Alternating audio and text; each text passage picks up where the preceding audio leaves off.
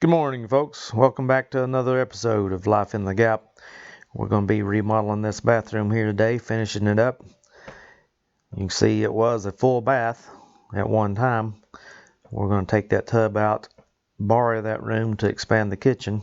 I kind of jumped ahead of myself on this and already had the toilet and sink took out before I thought to start recording. But we'll try to do better next time. Got to take the doors down. Doors to the bathroom and the bedroom. They kind of butt against each other, so need to get them out of the way. The old toilet topper. One of my previous videos, you can watch me update that thing, paint it white.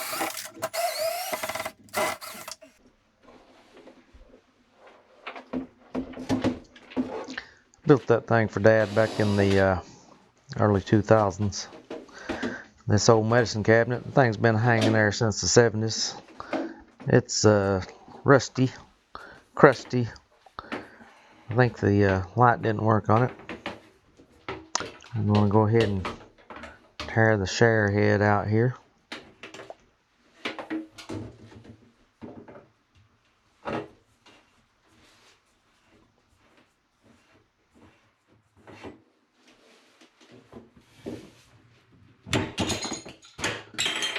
Didn't know that thing was threaded into a plastic connector.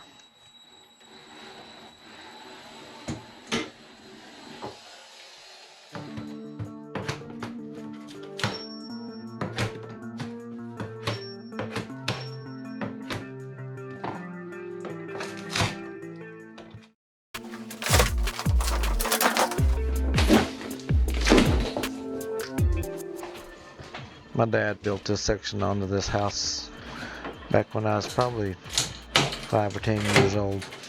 I remember him building it, but I don't remember a whole lot about it.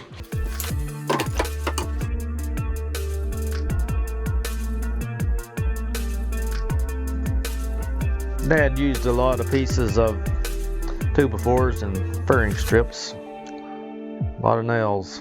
A little rough tearing that mess out of there. You can see there I got a tub full of pieces. No Siltex up there. I wanted to save that to reuse to patch the kitchen, but it was 2-foot pieces rather than one and kind of ripped it up a little bit.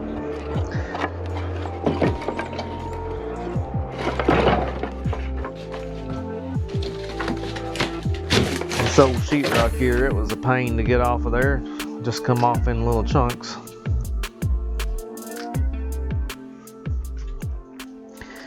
See the old wall behind it, fake brick, just like a tar paper or something. This here's how it looked after we got it ripped out. Start ripping the wall off the kitchen. There was 2 or 3 layers of paneling there. Had to bust through. Kind of come down in pieces also. It went up into the ceiling there about 4 or 5 inches.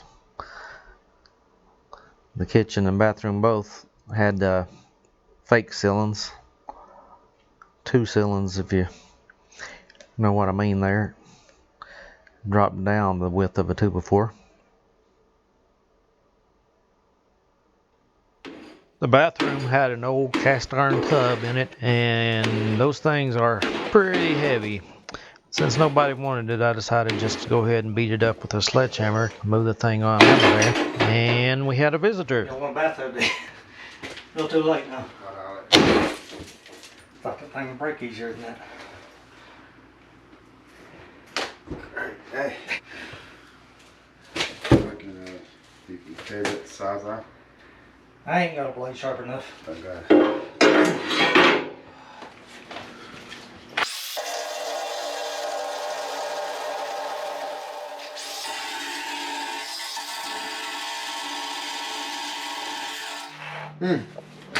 That's some tough stuff.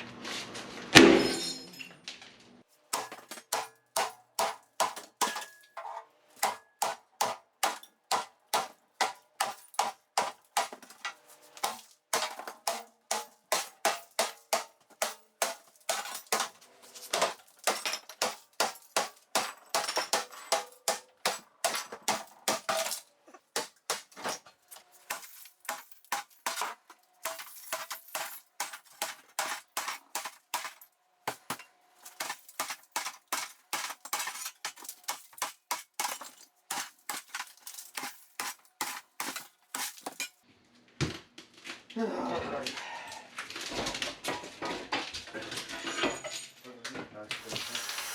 Bob's pretty good with that vacuum cleaner.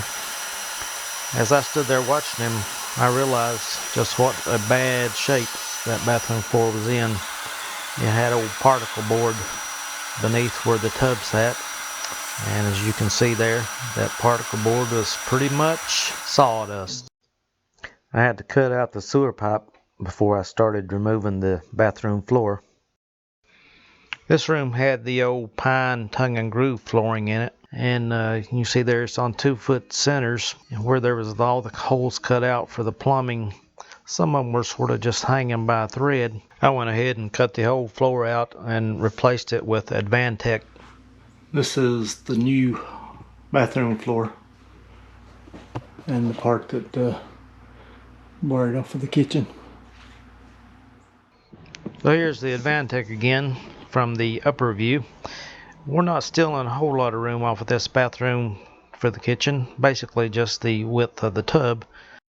Since we're not going to be using that light in the ceiling there anymore, and the old vent didn't work, I decided to go ahead and remove all that stuff. I'll eventually here also go ahead and get rid of that Siltex.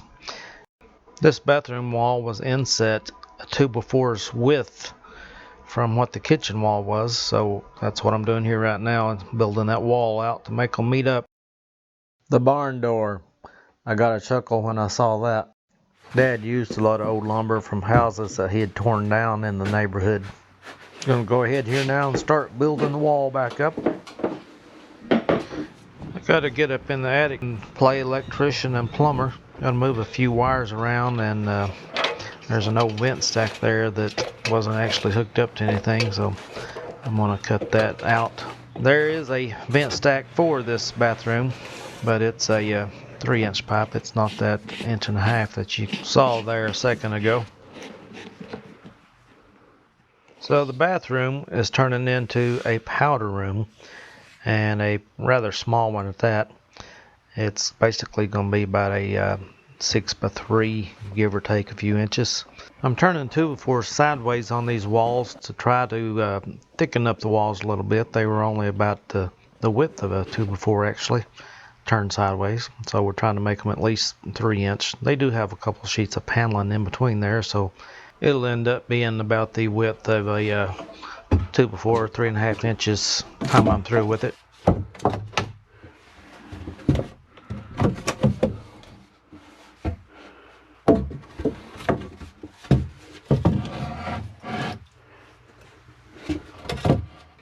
I found a roll of unused insulation in the attic. I'm going to go ahead and stuff this in the wall between the bathroom and the kitchen, sort of as a sound deadener. The bathroom is so small I couldn't bring in a full sheet of sheetrock. I had to cut it in the middle, get the stuff in there. Didn't want to do that. Hard to make those butt ends meet up and not leave a hump. I put in a GFCI plug here just in case anybody ever wanted to plug in a hairdryer to electrocute themselves.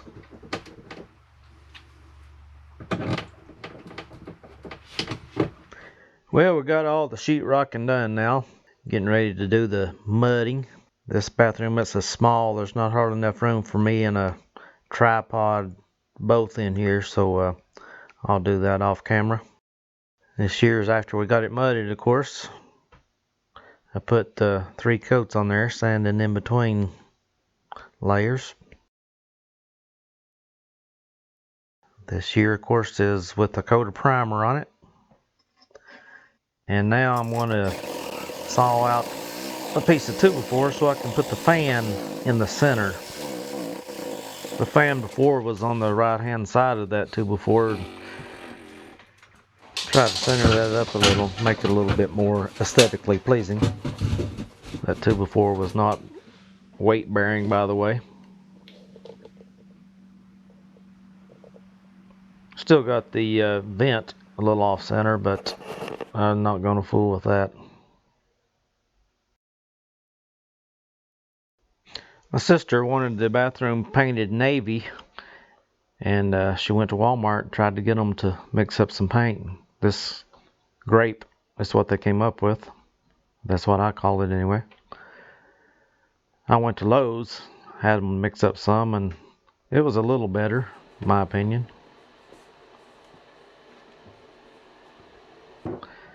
The wainscoting I put at the bottom is just the beadboard, of course.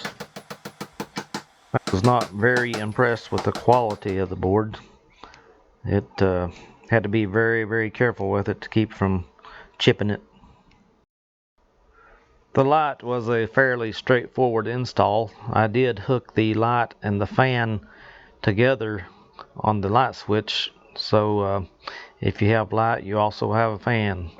There's no cutting the fan off unless you take the cover off and unplug the thing from the ceiling. The crown molding at the top, I tried my hand at coping the edges. It worked out okay. I've done it before, but I don't like to spend time doing it. I hadn't done it in a long time, so I gave it a shot. It turned out fairly well. Of course, the bathroom didn't have any straight walls, and thank goodness for caulk.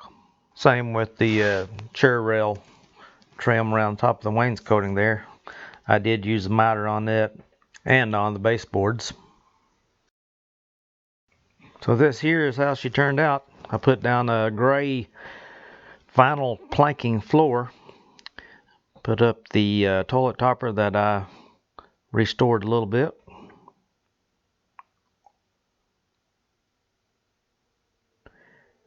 and I got a mirror from Lowe's. That's about a 30-inch mirror. It's a little bit bigger than I wanted, but hard to find mirrors smaller than that, except for ones that are too small. All in all, I think it turned out pretty nice. Leave me a comment. Let me know what you think. If you don't care, subscribe to the channel. Give us a thumbs up. Thanks for watching.